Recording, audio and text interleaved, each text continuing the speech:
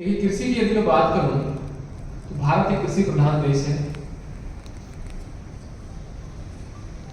आंकड़ों के लिहाज से यदि हम देखें तो 1950 और 1951 का जो वित्त वर्ष था उसमें भारत की जीडीपी में कृषि का योगदान 59% था।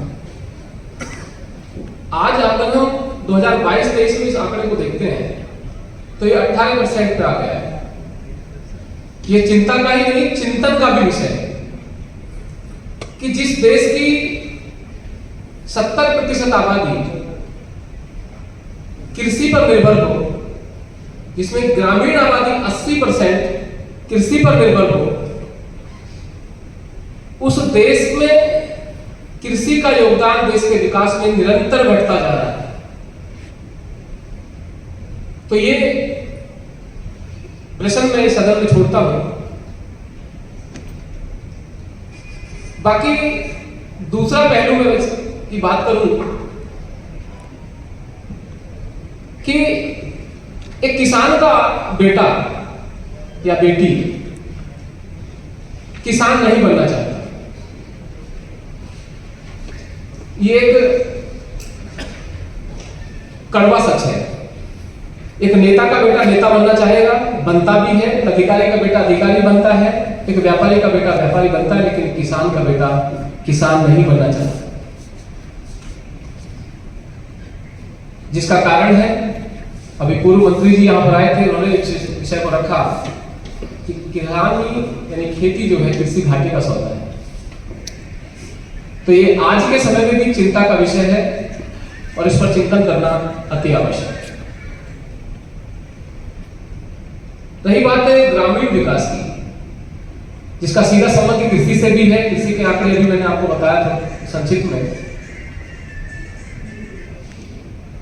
कि गांव में यदि किसी कोई व्यक्ति कामयाब होता है और यहां मौजूद भी हम कहीं ना कहीं इस चीज से अपने आप को जोड़ेंगे कि वो कामयाब होने के बाद गांव छोड़ देते हैं और गांव पहले जैसे ही रह जाते हैं।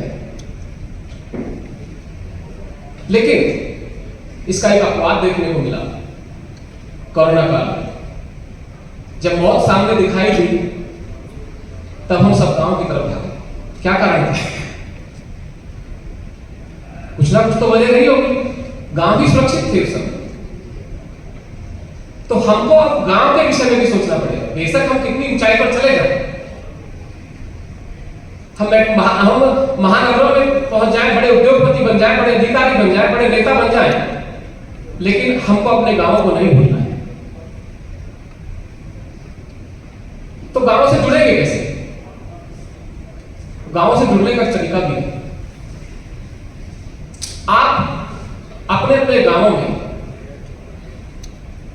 सभी गांवों में एक सार्वजनिक स्थान है जिसको पंचायत भवन कहते हैं। वो किसी उपयोग में नहीं आ रहे। उन पंचायत भवनों में जन भागीदारी के माध्यम से आप एक थोड़ी सी पहल करिए। उन गांवों में लाइब्रेरी खुलवाइए और उस गांव के पढ़ने वाले बच्चों को उससे जोड़िए। जन भागीदारी जो मैंने सब इस्तेमाल किया वो इसलिए किया है कि वहां सबकी भागीदारी होगी तो उस लाइब्रेरी पर सभी बच्चों का अधिकार होगा। सभी बच्चे अपने अधिकार से वहां पर बैठेंगे। ये लाइब्रेरी का अध्ययन केंद्र है।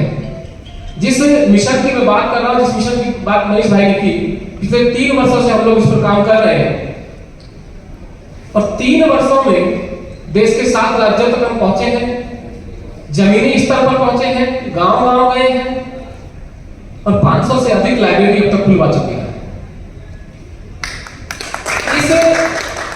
मिशन की चर्चा भारत की संसद में बिजनौर से सांसद माननीय मलूक नागर जी ने की। उसका प्रभाव ये हुआ कि इस बार के केंद्रीय बजट में सरकार ने एक बड़ा अमाउंट लाइब्रेरी के लिए रखा।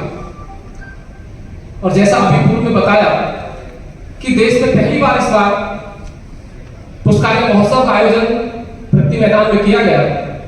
भारत के संस्कृति मंत्रालय के द्वारा भारत की महामहिम राष्ट्रपति महोदय ने उसका उद्घाटन किया। 2 दिवसीय एक कार्यक्रम था जिसमें समापन उपराष्ट्रपति महोदय ने किया। परिणाम ये हुआ, वहां हमारी टीम ग्राम पाठशाला को एक विशेष जगह वहां पर आवंटित की गई थी, जिसमें कुछ फोटोग्राफ थे, कुछ मॉडल की चर्चा थी।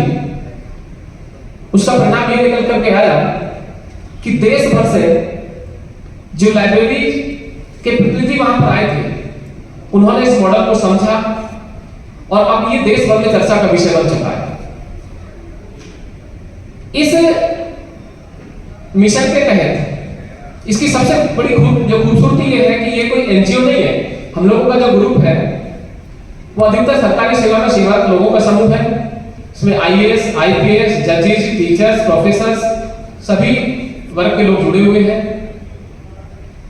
केवल और केवल गांवों में जाकर के लोगों को बताते हैं, समझाते हैं कि आप अपने बच्चों के लिए एक खाली स्थान पर, सार्वजनिक जगह पर एक लाइब्रेरी बनाइए, वहां बच्चों को बैठने की जगह दे दीजिए, उसके बाद रिजल्ट आने शुरू हो जाएंगे। अब 3 वर्षों में जहां जहां लाइब्रेरी बनी उनके रिजल्ट भी मैं आपके सामने रख रहा हूं। हमारे गौतम बुद्ध नगर की मैं बात करूं, आपको नजदीक ही है नोएडा, जिसको हम गौतम बुद्ध नगर जनपद के नाम से जानते हैं। 40 लाइब्रेरी पिछले 3 वर्षों में वहां बनी है।